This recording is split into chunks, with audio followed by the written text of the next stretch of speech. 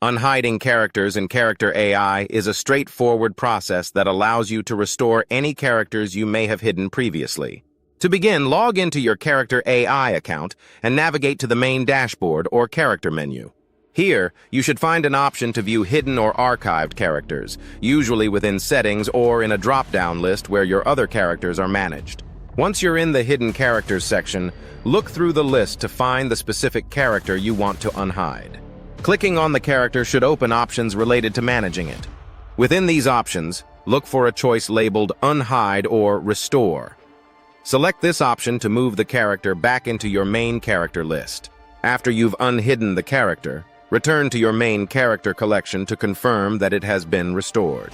The character should now appear alongside your other active bots, ready for interaction. If you have multiple hidden characters, you can repeat this process for each one you want to bring back. This feature is handy for keeping your character list organized, allowing you to temporarily hide bots and restore them whenever you're ready to use them again.